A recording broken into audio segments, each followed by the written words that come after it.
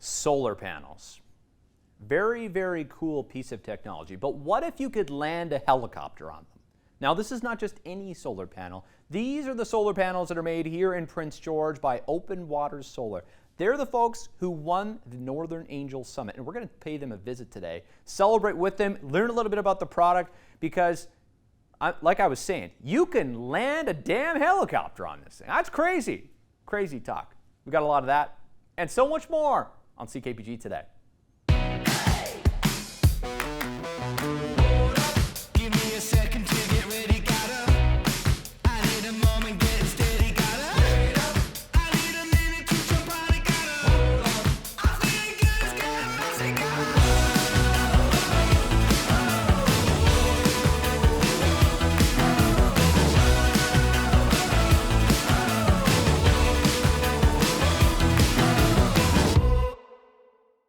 Having a good business idea is easy and cheap, but taking that business idea to the next level can be really hard. That was the goal of the Northern Angel Summit here in Prince George at the Civic Center, was to make that just a little bit easier for a northern entrepreneur. Take that idea and provide some capital funding into it. And that is what happened at the finale. The folks at Open Water Solar, well, they won and they got $100,000 to take their idea to the next level. Let's go check out their business here in Prince George.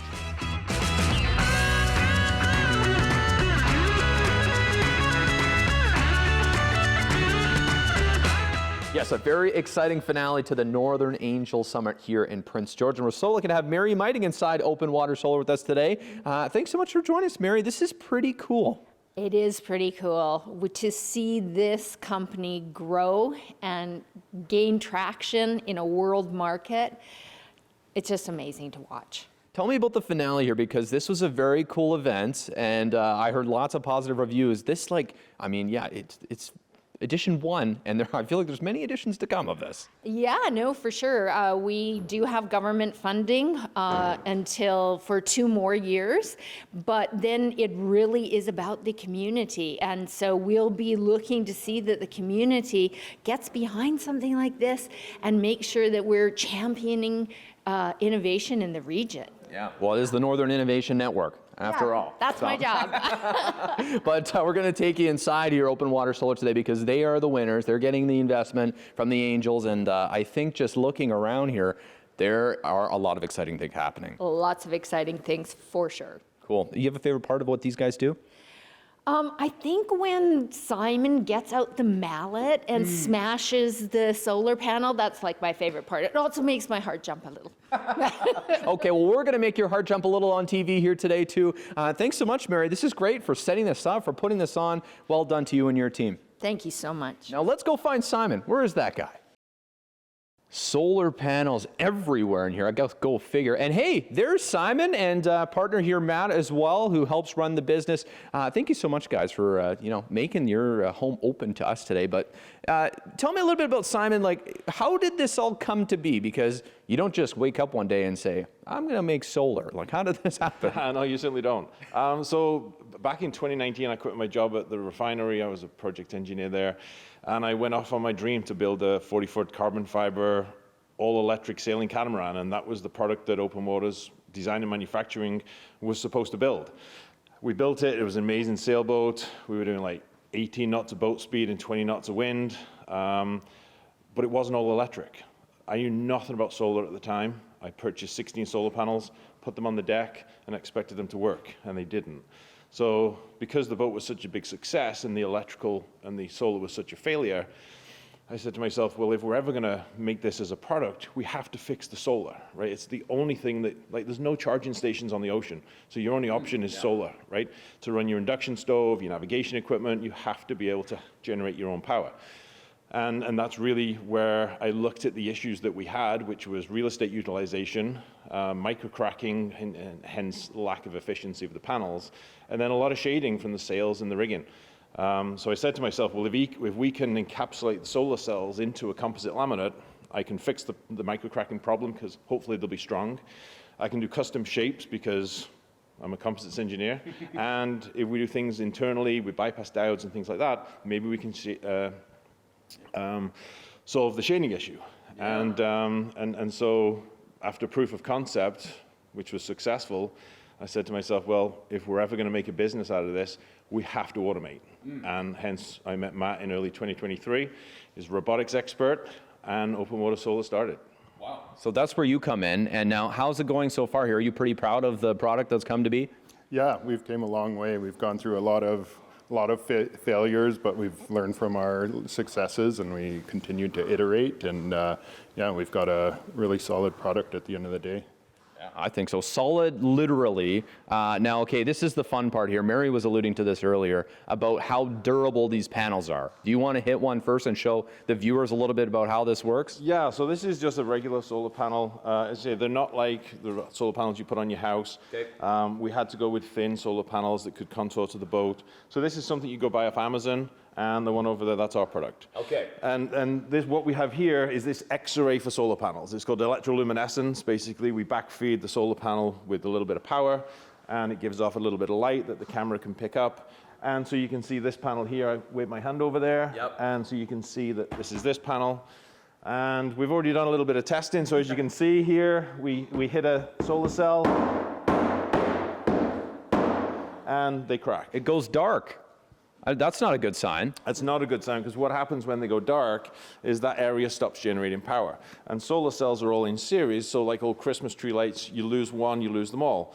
We don't necessarily lose it, but what we do is we get a lack of energy generation. So that affects even the good cells as well, where we can take our panel here, and we can give it a good whack, and we don't get any Nothing. damage. That's magical. It is, and really the magic is the encapsulation process.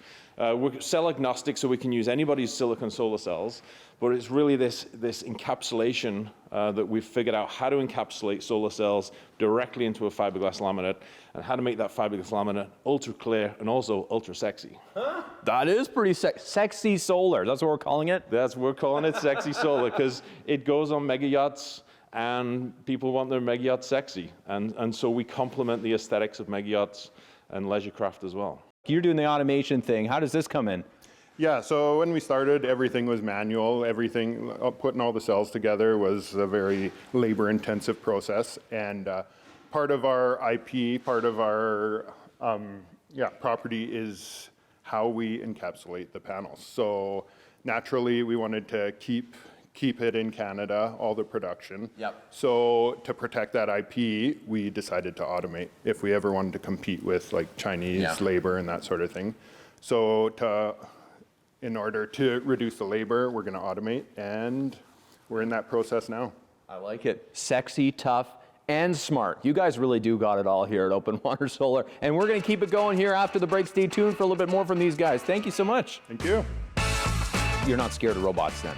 I'm not scared of robots. Should I be scared of robots? I don't think so.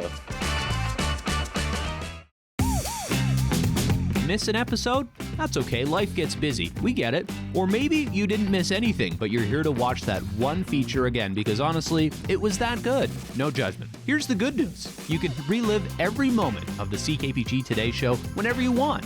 Head over to ckpgtoday.ca, click on the Today Show tab, and voila. So grab some snacks, kick back, and binge away because let's face it, life's too short to miss out on great local TV.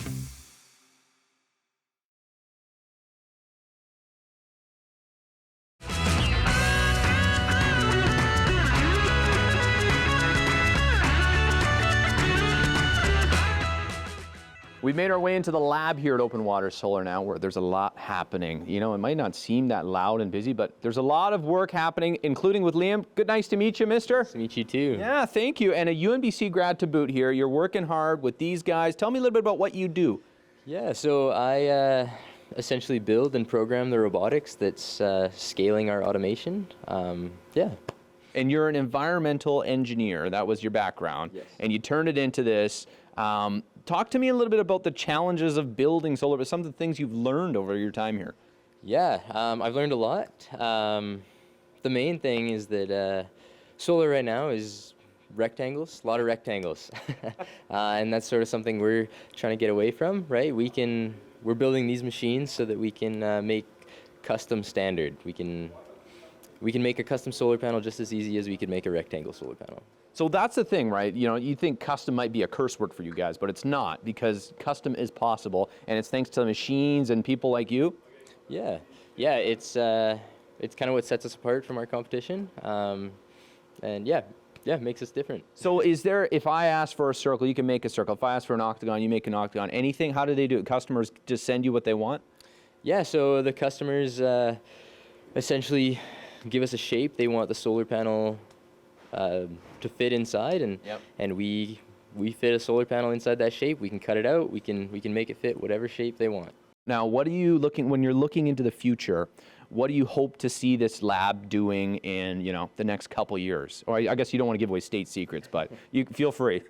Yeah, looking forward a few years. I expect all these machines to be running full time, efficiently pumping out solar panels as fast as we can get orders for them. I like it. No, you're not scared of robots then? I'm not scared of robots. Should I be scared of robots?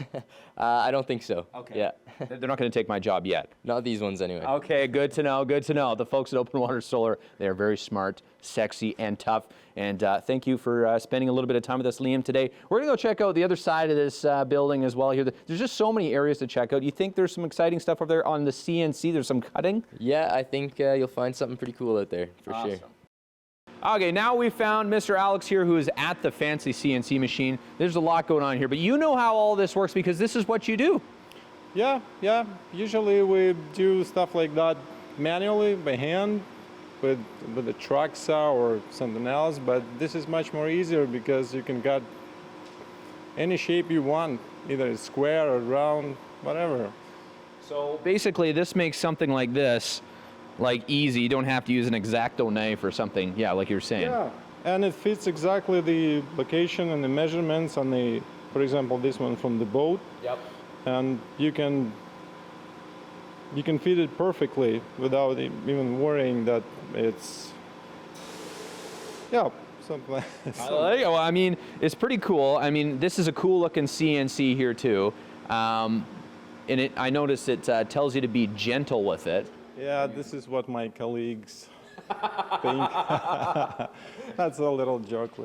You gonna cut something for us today? Yeah, sure. Okay. I like it. Just like, yeah, sure. It's gonna get noisy though. So. Okay. So you told it, what shape is it about to cut? Just square, the shape you can see over here.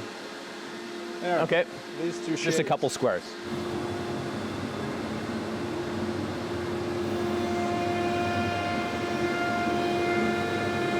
That's magical, really. Yeah. Satisfying. Yeah, exactly. And you know it will cut exactly as you wanted it. Well, there you go. There's a kind of a summary of what they do here at Open Water Solar, and there's lots going on and lots in the future too here. Tell me a little bit about your plans, Simon, because you got some big ones. Yeah, so this facility, we're in 6,000 square feet right now. This can produce about 10 kilowatts a day. This is our pilot plant. This is basically proving out the equipment that we've designed to build the solar panels. Once we've proven this out, then we're going to go big time. We're moving into 20,000 square feet at the end of 2026, still in Prince George, where we'll build another production line, and that'll be able to do about 50 kilowatts a day. And then we'll actually be able to hopefully meet our customers' demand, because right now we have too many customers for the amount of product we can sell. I'd say that's a pretty good problem. What do you have a special customer? Like, what's the biggest project you're doing right now? Probably the coolest project we're doing is an 80-foot hybrid electric catamaran. The top of it is like 14 meters by 40 meters, 24 kilowatts of solar. The solar deck doubles as a heli deck. So you can land a helicopter on this? No problem. We've done it already. The customer has done it with his helicopter that he owns. So we sent him a sample panel, and he landed the helicopter on it. I'd say that's a pretty cool achievement. Thanks for you guys for having us in your house today here at Open Water Solar. I guess the only way to end this is to say good luck on the open waters. I wish you smooth sailing ahead.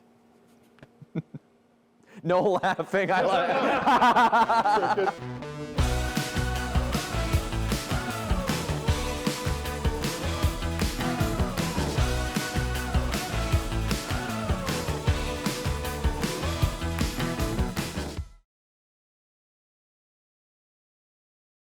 This is one of the pieces you're going to see at the Amanika Art Center this month. Isn't it absolutely wild? some would say a very sharp-looking exhibit. And that's where we find Robyn. Nice to meet you. Nice to meet you. Yeah, and congratulations on being the Artist of the Month here at Dominica this month. I'm excited, definitely. Yeah. So tell me, you do a little bit of everything. Now, we know you from your body paint stuff on social media because that's always caught my eye, but you do a lot more than that. Yes, I also do miniatures. I normally do custom pieces and ship them worldwide. I do sculpture, I do fiber art, costuming, pretty much anything that people are looking for. I've got a set of octopus horns in the works for a mermaid in Florida. Wow, that is wild. So, okay, so I got to go back here to the start. How did it all start for you? How did you get into this kind of thing? Well, I was a millwright for nearly 20 years, and I still couldn't have kids, and I have this phenomenal child now. So I had to switch gears. The 68 hours of work wasn't going to work. And I went to a mall when she was about 3, and someone charged me $5 to paint a heart on her cheek, and I went, the math is mathing here. I should try that. And after, I don't know, about 6 months, I had won my first body painting competition and about 5 online Instagram contests. Yeah. That is super cool. And now your specialty is blacklight. I'm glad we're not doing the interview in blacklight. It might be hard to see us, but Yeah, we have weird teeth. but blacklight's your specialty, and there's lots of images that we're going to put up to kind of show that. But what are some of your favorite things to paint on people's bodies? Is there a particular thing we're talking about? I mean, octopus and dragons and stuff, but is that for body paint too? No, for body painting, it's mostly skulls, which I'll be doing a workshop for this month, thankfully, and cats. I do a lot of cats too, yeah. So I'm sure several people have seen me in town. I usually go to Pride with my daughter as a cat, half cat at least. So, yeah. Okay, and now walk me through like because it's a lot different than like your regular face paint, I guess, the body painting thing, like, and to make it glow and black, is it just different paint that you use, or how does it work? It is specialized body paint. Please, nobody use acrylic on themselves. Yeah. I'm sure Randy in town knows this too. We've told people, please use special body paint. It's UV paint that I purchase, and it's best to actually start with a white base if anybody wants to try the UV paint. It cracks really badly. So, yeah, you have to use special spray, and it tends to stay for anywhere between 4 to 8 hours. It's significantly longer for other paints or the alcohol-based paints. Like the contest I won was like, I had to do that in 6 hours, so I used alcohol-based paints. Wow. Thank goodness she's my best friend. I had to scrub her butt for, pardon me. It was gold paint, and I have her coming in again. Okay. So for my my show, I'll actually have her, and I'll be doing a live body paint with her. Got her flying in from Nanaimo. For people, I guess, gearing up for Halloween, it does marry up with Halloween pretty well, I think. I think that's why they chose this month, for sure. So you must have the best homemade Halloween costumes in town, then. Yes, thankfully I have a model, my daughter. I don't know if she wants to boo in for a second, but she's got some of my ears and a tail on right now. She's done some really elaborate costuming designs, and then I tried to bring them to fruition by sewing, using the Eva foam, using whatever means necessary. So we're going to be doing Donnie Darko's Frank the Bunny this year. So it's a very scary mask. We'll try to stay away from kids' areas, but that's what she wants, so. It's good. I mean, I'm scared of clowns, but that could maybe be out. No, thank you. I've painted clowns for people and been like, oh goodness, no, thank you. Glad that's over. Yeah, you're paying me, so I'll do this. But it's kind of like zombies. I'm good at it, but. And then, okay, I wanted to talk about, we were talking about the costume. This is one of those things that you made yourself. What would you, like, as a tip to people maybe trying to expand beyond just one form art? Because I feel like you're, like, not just a jack of all trades, you're a master of all trades. So what's your tip here to people trying to, get beyond just face painting or just doing the body paint kind of thing? I think just get out of your comfort zone. Literally, if you have to try a new medium, don't be shy. If you don't want to show people your first attempts, it's fine. This is maybe my 4th attempt. My first few weren't that good, but I really liked this embroidery, so I'll be adding that to my clothing, or I can join them together, marry them quite well. It works really well for costuming and actually for creating any kind of art, and including anything with nature too. Obviously skulls, and this is actually a mushroom I painted on, or dragons. Miniatures. I've got, I've probably done about 4 dozen miniatures now, and I do ship them worldwide, and the light does light up. That's one of my Christmas ones I brought in. Oh, wow, that's wonderful. Yeah, so there's a tiny little, and I'll do right down to scale. So I'll do anything from 12 scale right down to 244th. I've built inside like watch casings and things. Thank you for spending the time here, Robyn, to talk and get to know you a little bit, because I feel like people are in for a real treat if they come out and check out our local artist spotlight, the Artist of the Month here at the Dominique Art Center. Local Artist Spotlight on CKPG Today is brought to you by Omaniga Arts Center, a safe space for creativity to flourish.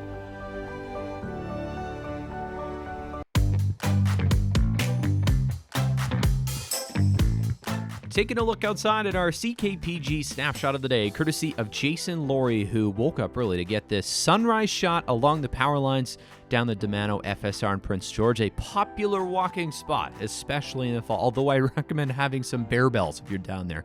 Jason, well done, nice capture, and what looks like a really nice walk, one of those dry mornings maybe as well. Folks, if you can, send us a snapshot. We'd love to see them. snapshot@ckpg.com is our email.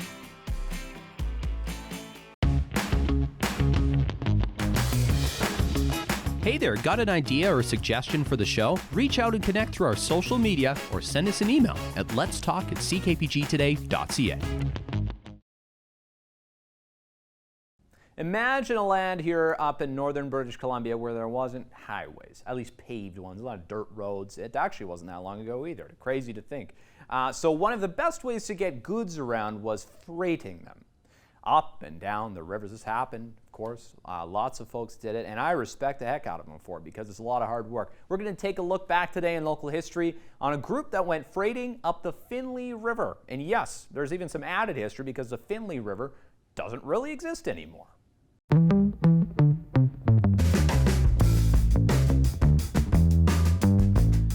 Looking back today in local history in 1939. Pretty interesting picture here. There's a lot going on. We'll start with the freighting, which was on the Finley River.